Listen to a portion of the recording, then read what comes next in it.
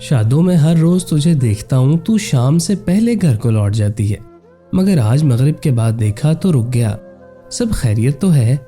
شادو تیزی سے بولی، نہ تجھے میری خیریت سے کیا سروکار ہے، مجھ سے زیادہ فری نہ ہوا کر، ایک تو اور ایک تیرے گاؤں والے سب ہی ایک جیسے ہو، لگتا کسی کے گھر کوئی ماں بہن نہ ہے، جوان تو جوان یا بڈھے کمینے بھی مجھ پہ نظر رکھ کے بیٹھے ہیں، خدا نے مجھے کسی بے شرم معاشرے میں پیدا کر دیا ہے۔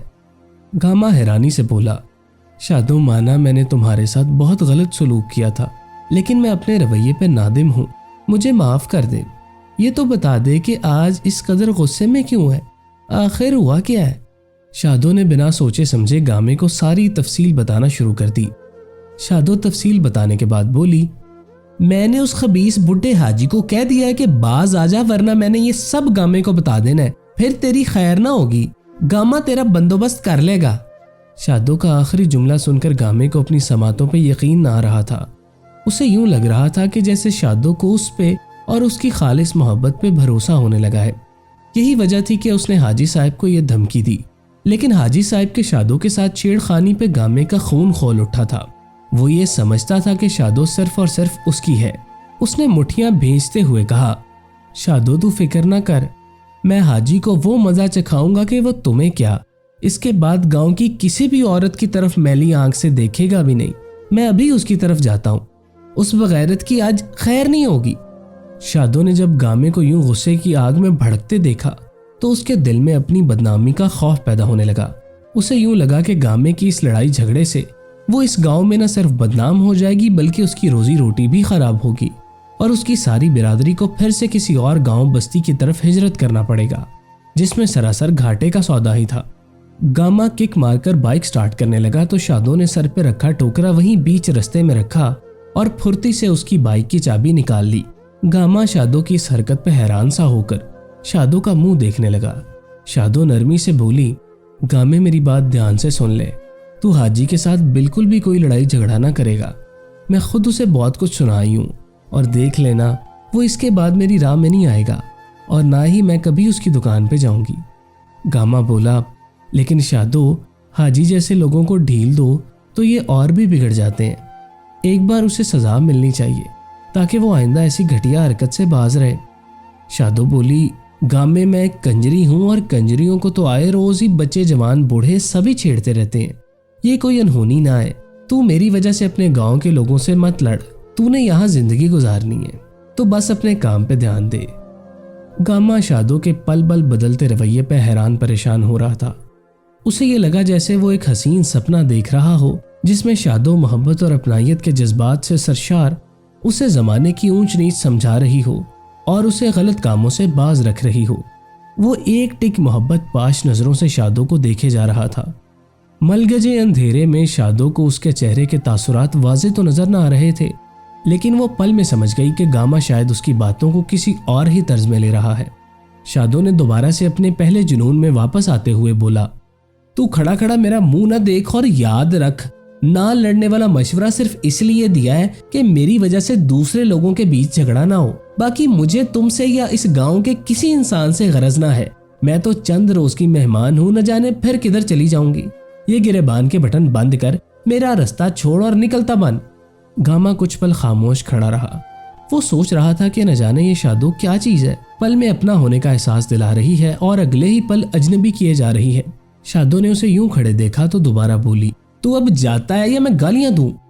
گاما شادو کی بات پہ ہنس پڑا، شادو تو اگر گالیاں بھی دے تو مجھے منظور ہے، مگر فی الحال تو مجھے میری بائک کی چابی دے، ورنہ بائک سٹارٹ ہوگی اور نہ ہی تیرا رستہ خالی ہوگا۔ شادو نے چونک کر اپنی مٹھی میں بند چابی دیکھی اور کس قدر جھیمپتے ہوئے جلدی سے چابی گامے کو دے دی۔ گاما بولا، شادو ایک آخری بات سنتی جا، میں سچ کہہ رہا ہوں، بہت برے طریقے سے تجھ پہ دل ہار بیٹھا ہوں، تو نے مجھے بددل کر دیا ہے، میری زندگی میں آ جانا، میری دلہن بن جا، یقین کر لے میں ساری زندگی تجھے خوش رکھوں گا۔ گامے کی محبت بھری باتیں سن کر نہ جانے کیوں شادو کو اس سے ہمدردی ہونے لگی تھی، لیکن وہ کسی بھی موقع پہ یہ تاثر نہ دینا چاہتی تھی کہ اسے گامے سے تھوڑی سی بھی ہمدردی ہے۔ وہ نہایت سنجیدہ لہجے میں بولی، گامے مجھے چند دن ہوئے اس گاؤں میں، اور تو میرے بارے میں کچھ بھی نہ جانتا ہے، دھیان سے سن، میں پہلے سے ہی کسی اور کی دلہن ہوں، اور ایک بچے کی ماں بھی ہوں، اس لیے میرے خواب دیکھنا اور میرا رستہ کاٹنا چھوڑ دے۔ امید ہے کہ تو یہ سننے کے بعد مجھے بھول جائے گا۔ یہ کہہ کر شادو نے اپنا ٹوکرا اٹھایا اور حیران پریشان کھڑے گامے کو وہیں رستے میں چھوڑ کر گھر کی طرف چل دی۔ یہ رات گامے کے لیے بہت بھاری ثابت ہو رہی تھی۔ وہ کروٹ بدل بدل کر تھک گیا، لیکن نیند کچھ ایسی روٹھی کہ پھر مہربان نہ ہوئی۔ وہ ساری زندگی غیر سنجیدہ رہا تھا اور آوارہ گردیاں کرتا رہا تھا۔ خدا ان کے گھر پہ مہربان تھا اور کسی شے کی کمی نہ تھی۔ گھر والے اس کی بری عادات سے تنگ تھے اور سمجھاتے بھی رہتے تھے، لیکن اس کی غلط حرکات پہ بالآخر وہ خاموش سے ہو گئے۔ انہیں بس کسی معجزے کی امید تھی جس کے ہونے سے ایک نہ ایک دن اس کی زندگی میں سدھار آ جائے، لیکن یہ سدھار تو کافی دن سے آ بھی چکا تھا۔ شادو نے گامے کے منہ پر تھپڑ مار کے اسے ایک نئی سوچ دی تھی۔ وہ نہایت مثبت انداز میں شادو کے سنگ زندگی گزارنے کے سپنے دیکھنے لگا تھا، لیکن آج جب شادو نے یہ انکشاف کیا کہ وہ پہلے سے ہی شادی شدہ اور ایک بچے کی ماں ہے، تو جیسے گامے کے سر پہ بم پھوٹا ہو۔ اس کے خوشی کے پھول بنا کھلے مرجھا چکے تھے۔ وہ خود اذیتی کی کیفیت میں مبتلا ہو گیا تھا۔ اسے یوں لگا کہ جیسے اوپر والے نے اسے ماضی کے غلط کرموں کی یہ سزا دی تاکہ وہ عشق میں مبتلا ہو کر سدھر سکے۔ وہ شادو اور اپنے مستقبل کے بارے میں سوچ سوچ کر پاگل ہوا جا رہا تھا، لیکن کوئی مناسب حل نکلتا نظر نہ آ رہا تھا کہ وہ شادو کو حاصل کر پاتا، اور حاصل تو تب کرتا جبکہ شادو کو بھی اس سے اسی شدت سے محبت ہوتی یا شادو کسی اور کی ملکیت نہ ہوتی۔ شادو تو پہلے سے ہی کسی اور کی بیوی تھی اور اس کے دل میں گامے کے لیے کوئی جذبات بھی نہ تھے۔ یہ سب سوچتے سوچتے رات کے نہ جانے کس پہر گامے کی آنکھ لگی اور وہ ہوش و حواس کی دنیا سے بیگانہ ہو گیا۔ محبت ایک اذیت ہے اور اس اذیت سے نکلنے کا ایک ہی واحد حل ہے کہ خود کو حتی الامکان مصروف رکھا جائے۔ کام کاج میں مصروف رہنے سے انسان کا دھیان کافی حد تک اپنے محبوب سے ہٹ جاتا ہے۔ گو کہ یہ والا فارمولا مکمل طور پہ آرام نہ پہنچاتا ہے، لیکن کم از کم کچھ پل تو انسان اس اذیت سے چھٹکارا حاصل کرنے میں کامیاب ہو ہی جاتا ہے۔ گاما بھی اپنی زندگی میں اس فارمولے کو لاگو کر چکا تھا۔ اسے شادو سے ملے ایک ہفتہ گزر چکا تھا اور اس دوران وہ خود کو گھر کے کاموں میں مصروف کر چکا تھا۔ الگ صبح کھیتوں میں چلا جاتا اور اپنے ملازم کے ساتھ ساتھ خود بھی کھیتوں کو پانی لگاتا، جانوروں کو چارہ ڈالتا اور شام دودھ دوہ کر گھر کا رخ کرتا تھا۔ اس کا بڑا بھائی سعودی عرب میں نوکری کرتا تھا، جبکہ اپنی اماں، بھرجائی اور 2 بھتیجوں کے ساتھ وہ گھر پہ ہوتا تھا۔ گامے میں آنے والی ان تبدیلیوں پہ گھر والے بھی حیران تھے۔ ایک دوپہر گاما گھر آیا اور اماں بھرجائی سے سلام دعا کرتا اپنے کمرے میں چلا گیا۔ اس کی بھرجائی چارپائی پہ بیٹھی سبزی کاٹ رہی تھی، جبکہ اماں پاس بیٹھی تسبیح پڑھ رہی تھی۔ گامے کو یوں باادب سلام دعا کر کے اندر جاتے دیکھ کر بھرجائی بولی، اماں تو نے محسوس کیا کہ اتنے دن سے تیرے پتر نے کوئی گلہ نہیں دلوایا، نہ ہی کسی نے کوئی شکایت کی ہے۔ لگتا ہے ہمارا بھرا تو ان دنوں بہت سیانا ہو گیا۔ گامے کی اماں خوش ہوتے ہوئے بولی، نہیں زرینہ، میرے بچے کو نظر نہ لگا دینا، شکر کر اسے بھی اپنی ذمہ داری کا احساس تو ہوا، مجھے بھی کچھ سکون آئے گا۔ زرینہ ہنس کر بولی، اماں اگر گامے کو احساس ہو ہی گیا ہے تو کیوں نہ اس پہ مزید ذمہ داری ڈال دی جائے، ہم بھی گامے کی بوٹی گھر لے آئیں۔ 32 سال کا ہو گیا ہے مگر ابھی تک ایسے ہی ہے، اس کی عمر کے تو 4 بچوں کے باپ بن چکے ہیں۔ اماں اب کے تھوڑا افسردگی سے بولی، خدا بخشے اس کے ابے کو، اس کے لاڈ پیار نے اسے بگاڑ دیا تھا۔ چنگا چوکھا کھانے کو ملتا رہا، کبھی کوئی خواہش ادھوری نہ رہی۔ ابا چل بسا، بڑا بھائی سعودیہ چلا گیا، تب بھی تو یہ بگڑ گیا۔ سر پہ کوئی سربراہ ہوتا تو بندہ جلد نہیں بگڑتا۔ زرینہ کٹی ہوئی سبزی کو ایک طرف رکھتے ہوئے کہنے لگی، اماں یہی تو میں بھی کہہ رہی ہوں، اب جلد اس کا بیاہ کر دیتے ہیں، تو اگر کہے تو میں کوئی لڑکی دیکھوں۔ اماں بولی، ہائے زرینہ، میرے تو کان ترس گئے اس گھر میں خوشیوں کے ڈھول گیت سنے ہوئے۔ میں تو کہتی ہوں لڑکی ملے تو چٹ منگنی پٹ بیاہ کرے، مگر یہ بات پہلے گامے سے پوچھنی پڑے گی، تجھے پتا تو ہے وہ کتنا اڑیل ہے۔ زرینہ اماں کے ہاتھ پہ ہاتھ رکھتے ہوئے بولی، اماں تو یہ سب مجھ پہ چھوڑ دے، میں کچھ نہ کچھ کرتی ہوں۔ اتنے میں گلی سے شادو کے گھگو گھوڑے بیچنے کی آواز آئی تو گامے کے بھتیجے دادی کے ہاتھ کھینچتے ہوئے شور کرنے لگے، اماں کنجری آ گئی، اماں گھگو گھوڑے لے دینا۔ بھتیجوں کی یہ آوازیں سن کر کمرے میں موجود گامے پہ عجیب سی کیفیت پیدا ہو گئی۔ نہ چاہتے ہوئے بھی اس کا سارا دھیان جیسے باہر آئی شادو کی طرف چلا گیا۔ اس نے آئینے میں خود کو دیکھا تو اس کے گریبان کے سارے بٹن کھلے ہوئے تھے۔ اچانک اسے شادو کی بات یاد آئی تو اس نے فٹ سے اپنی قمیض کے سارے بٹن بند کر لیے اور وہ کمرے سے باہر نکل کر برآمدے میں آ گیا۔ اماں دونوں بچوں کا ہاتھ پکڑے باہر والے گیٹ کی طرف جا رہی تھی۔ گاما کچھ دیر برآمدے میں ہی کھڑا رہا اور پھر خودکار طریقے سے ان کے پیچھے ہو لیا۔ اور گھر کے گیٹ کے پاس کھڑے ہو کر باہر سے آتی آوازوں پہ دھیان جمانے لگا۔ شادو اپنی روزمرہ روٹین کے مطابق کھلونوں کی قیمتیں بتا رہی تھی، جبکہ اماں اور بچے کھلونے پسند کر رہے تھے۔ گاما اپنے تمام وجود کو کان بنائے کچھ ایسے جملے سننے کی کوشش کر رہا تھا کہ جس میں شادو اپنے موجودہ حالات کے بارے میں بتائے، جس سے یہ معلوم ہو سکے کہ شادو کی زندگی کیسے چل رہی تھی، لیکن ایسا کوئی جملہ سننے کو نہ ملا۔ اتنے میں اماں اور گامے کے دونوں بھتیجے کھلونے لے کر گھر میں داخل ہوئے تو گاما اپنا کان کھجانے صحن کی ایک دیوار میں لگے چھوٹے سے دروازے سے گزرتا گھر سے ملحقہ جانوروں والی حویلی میں چلا گیا۔ اسے بس خود کو مصروف کرنا تھا۔ اس نے سوچا کہ اپنے نوکر سے مل کر کوئی گپ شپ کرتا ہوں تاکہ اس ذہنی کرب سے چھٹکارا مل سکے جس میں وہ مبتلا ہو چکا تھا۔ حویلی میں موجود مال مویشی جگالی کرنے میں مصروف تھے، جبکہ اس کا نوکر سستانے کو پتلی سی چادر تانے سو رہا تھا۔ گامے نے اسے جگانا مناسب نہ سمجھا اور پاس پڑی ایک اور چارپائی پہ جا بیٹھا اور پاس پڑے تنکوں میں سے ایک تنکا اٹھا کر اسے مروڑنے لگا۔ شادو کی آواز سن کر اور اسے اپنے گھر کی دہلیز کے اتنا قریب پا کر گامے پہ ایک اضطرابی سی کیفیت طاری ہو گئی تھی۔ اسے خود پہ افسوس ہو رہا تھا کہ وہ شادو سے اجتناب کیوں برت رہا ہے۔ آج شادو کی صورت میں خوشیوں نے اس کے گھر پہ دستک دی، لیکن وہ دروازہ کھول کر باہر نہ جا سکا۔ کتنے ہی دن سے وہ ان رستوں پہ آنا جانا چھوڑ چکا تھا جہاں سے شادو گزرتی تھی۔ یہ کیسی محبت تھی کہ شادو گھر پہ بھی آئی تو اس کی ایک جھلک بھی نہ دیکھ سکا۔ وہ انہی سوچوں میں گم تھا کہ اس کے بھتیجے دوڑتے ہوئے اس کی طرف آئے اور اسے کھلونے دکھانے لگے۔ گامے نے ان کھلونوں کو ہاتھوں میں پکڑا اور دھیرے سے سانسوں کے قریب لے جا کر چوم لیا۔ اس پل اسے یوں محسوس ہوا جیسے یہ شادو کے خوبصورت محنتی ہاتھ ہوں اور ان ہاتھوں پہ عقیدت کا بوسہ دینا ہی اس بیمار عشق کی شفا کا ذریعہ ہو۔ گامے کی اس حرکت پہ اس کا 7 سالہ بھتیجا گڈو کھلکھلاتے ہوئے بولا، چاچا یہ کیا کر رہا ہے؟ گھوڑے کو پپیاں دے رہا ہے، پاگل ہے۔ گاما تھوڑا سا گڑبڑا گیا اور پھر بات سنبھالتے ہوئے بھتیجے کا کان مروڑتے ہوئے بولا، بہت شرارتی ہو گیا تو، مجھے پاگل کہتا ہے؟ ارے کملے، میں خوشبو لے کر صرف یہ دیکھ رہا تھا کہ یہ کون سی مٹی ہے۔ اگلے ہی پل گڈو نے چاچے کے ہاتھ سے کھلونا لے لیا اور سونگ کر بولا، چاچا ایویں ہی کرتا ہے، مجھے تو کوئی خوشبو نہیں آ رہی۔ کیا ہر مٹی کی خوشبو علیحدہ علیحدہ ہوتی ہے؟ گاما کچھ سوچ کر بولا، ہاں پتر، ہر مٹی کی اپنی ہی منفرد خوشبو ہوتی ہے اور ہر مٹی کی اپنی ہی تاثیر ہوتی ہے۔ تم نے دیکھا ہوگا کہ ہمارے ٹیوب ویل والی جگہ پہ صرف چاول گنا ہی کاشت ہوتا ہے، جبکہ مونگ پھلی اگانے کے لیے ہم اس جگہ کا انتخاب کرتے ہیں جو ریتلی ہو، کیونکہ ہر پودا ہر ایک مٹی میں نہیں اگایا جا سکتا، جیسے ہر دل میں اپنی محبت کا بیج نہیں بویا جا سکتا۔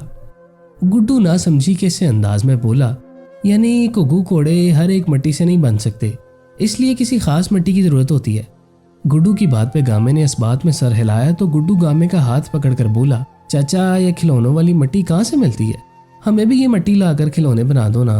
گاما اپنے ہی خیالوں میں گم بولا، یہ مٹی گاؤں سے دور جھگیوں کے پاس سے ملتی ہے، اسی مٹی سے اتنی خوبصورت انمول کھلونے بنتے ہیں جن کو کوڑیوں کے بھاؤ خریدا جاتا ہے۔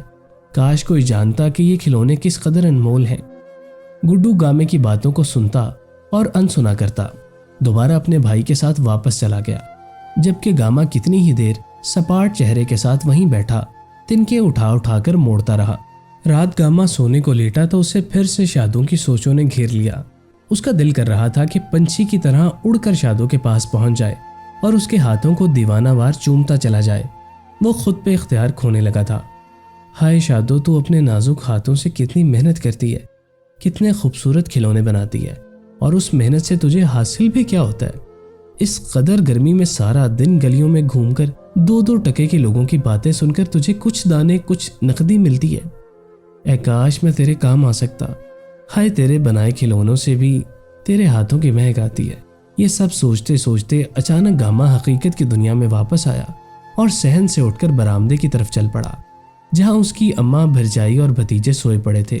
اس نے ادھر ادھر دیکھا تو دن کو خریدے گئے کھلونے پاس ہی ایک چارپائی کے نیچے بکھرے پڑے تھے۔ گامے نے کھلونوں کو اٹھا کر یوں سینے سے لگایا جیسے کہ کھلونے نہیں وہ کوئی بہت مقدس کتاب ہو یا پھر اس کا محبوب ہو۔ ادھر گاما شادو کے خیالوں میں گم تھا، جبکہ شادو کسی اور ہی مصیبت میں گرفتار تھی۔ شام کام سے واپسی پہ وہ جیسے ہی اپنی جھگی میں داخل ہوئی، اس کی ہمسائی سکھا کا بیٹا ہامتا دوڑتا اس کے پاس آیا اور بھرائی آواز میں بولا، ماسی شادو، امی کو ابا بہت مار رہے ہیں، جلدی آ جاؤ، بچا لو، وہ امی کو مار ڈالے گا۔ شادو نے اپنا بچہ گود میں اٹھایا اور تیز رفتاری سے چلتی ہوئی سکھا کی جھگی کی طرف چل دی۔ سامنے کا منظر نہایت دہلا دینے والا تھا۔ सुखा औंधे मुंह जमीन पे लेटी हुई थी, जबकि उसका बदहयत खावंद उसकी कमर पे चढ़ा बैठा था। उसने सुखा का बाजू मरोड़कर पीठ से लगा रखा था और बके जा रहा था। बेगैरत औरत, तू मेरे मुंह पड़ती है, मुझसे पंगे लेती है। तेरी जैसी औरत के कसबल निकालने मुझे अच्छे से आते हैं। आज तुझे मैं सबक सिखाता हूँ। जबकि उस सांड के नीचे तड़पती सुखा की दर्द में डूबी आवाज आ रही थी, खुदा के लिए मुझे छोड़ दे, इसके बाद मैं कभी तेरे मुंह ना पड़ूंगी। शादो, तू आ गई, मुझे छुड़ा ले इससे, ये मार डालेगा मुझे। हाय मेरा बाजू। सुखा अलग चीख रही थी, उसका खावंद अलग धाड़ रहा था, जबकि उनके तीनों बच्चों ने अलग अलग रोकर सर आसमान पर उठा रखा था। शादो ने गोद से अपना बच्चा उतारकर जमीन पे एक तरफ रखा और बमुश्किल सुखा के घरवाले को घसीट कर परे किया, तो वो शादो के हाथ से अपना बाजू झटकते हुए चिल्ला उठा, इस फाहिशा को बता दे कि मैं इसका मर्द हूँ, मर्द, मैं इसका खसम हूँ। अगर ये मेरे मुंह पड़ेगी तो इस कंजरी को उठाकर इसे कोठे पे फेंक दूंगा। वो लंबी चौड़ी बकवास करने के बाद सहमे हुए रोते चिल्लाते बच्चों को भी दो दो झांपड़ लगाता बिफरे हुए सांड की तरह झुकी से बाहर निकल गया। शादो ने सहारा देकर सुखा को जमीन पे बिछी गोदड़ी पे लिटाया और उसके धूल और मट्टी में लिथड़े जख्मी चेहरे को पास पड़े कपड़े से साफ करने की कोशिश की, लेकिन सुखा सख्त तकलीफ में थी। वो शादो को ऐसा करने से रोकने लगी। वो रोते हुए दर्द भरी आवाज में पुकारे जा रही थी, हाय शादो, मेरा बाजू टूट गया है, उस वैशी जल्लाद ने मेरा बाजू तोड़ डाला। शादो ने सुखा के बाजू को थोड़ा सा हाथ लगाकर हिलाने की कोशिश की तो सुखा दर्द और तकलीफ से दूरी हो गई। ये सब देखकर शादो को समझने में देर न लगी कि वाकई उसका बाजू टूट चुका था।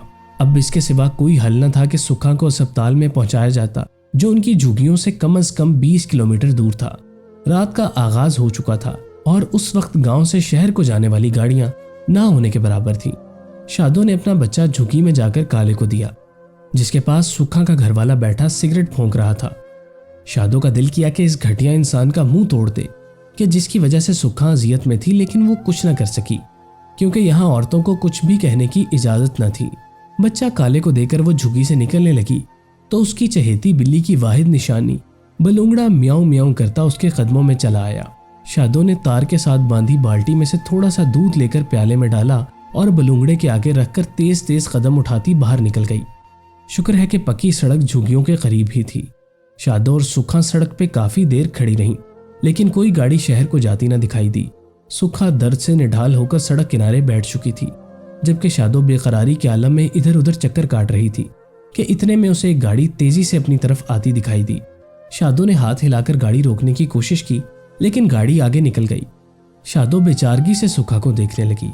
वो सोचने लगी कि शायद आज की रात सुखा को इसी अजियत में झुग्गियों में रहना पड़ेगा। उसने सुखा को सहारा देकर खड़ा किया और वापस जाने को मुड़ने का इरादा किया कि वही गाड़ी जो उन्हें छोड़कर आगे चली गई थी रिवर्स गियर में दोबारा पीछे को आई और ऐन उनके सामने ब्रेक लगा दी। शादो और गामे की चौथी किस्त देखने के लिए वीडियो को लाइक और चैनल को सब्सक्राइब करें ताकि आपको नई आने वाली वीडियोस आसानी से मिल सकें।